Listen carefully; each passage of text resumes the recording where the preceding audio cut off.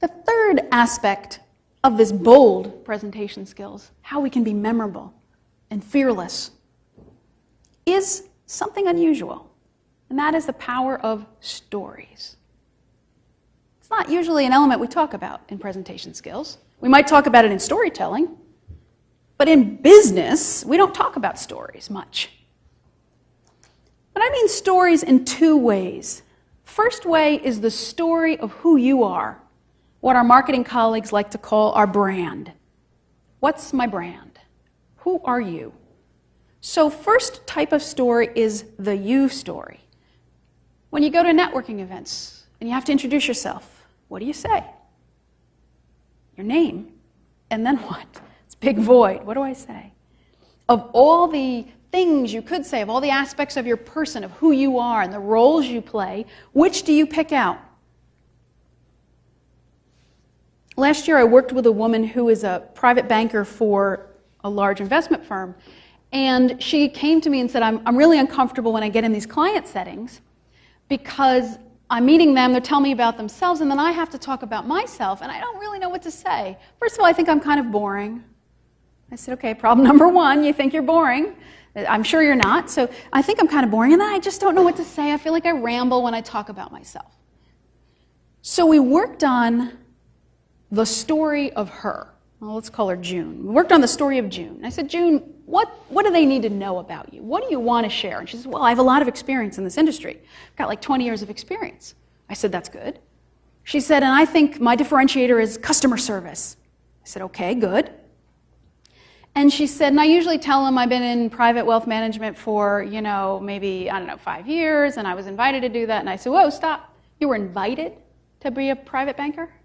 She said, yeah, you have to be invited by senior leaders in the bank. You don't just apply for it. I said, helpful information for your clients to know. People who are going to give you large sums of money for you to invest, especially now. They have to trust you. I said, so if you're talking about your experience, the fact you were invited to be a private banker, and your customer service differentiation, I said, these are 3 elements of who is June. And you don't just say that on the fly. You've got to craft that story. Make sure you can practice it. Say it with confidence within a time limit so you're not going on for 20 minutes, but hitting those 3 elements of the story of June as a banker. She said, wow, I'll try it. 2 weeks later, she came back and she said, that worked.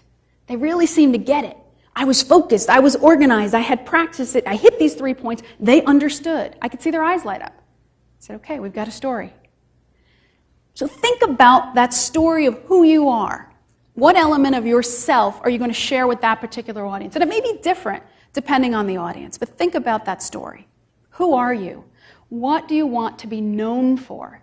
What's your reputation, your brand, your repute? What sets you apart? Is it your experience? Is it a personal quality like sense of humor or determination? Is it your networking abilities, your connection with people, your analytical skills, your background, where you came from, what you studied in school? What is it about you that makes you unique? And that ties back to the confidence, because there is something about you that makes you unique, that makes you special. And don't just tell it on the fly. You've got to practice it to make sure it's relevant and memorable and short, focused, and having enough details that people can latch onto it and remember the point you're trying to make.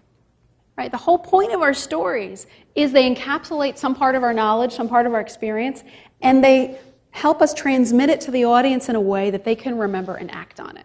And that's what you're trying to do. So I would also challenge you to think about your stories, the different stories from your background, from your personal lives, from your professional lives, that you can use and craft. And you have the short version of the story and the long version of the story for the lab group and for the moms and for the healthcare providers. Whatever your audience is, you change the story a little bit. You clear the details a little and match it to that audience. But it's very powerful.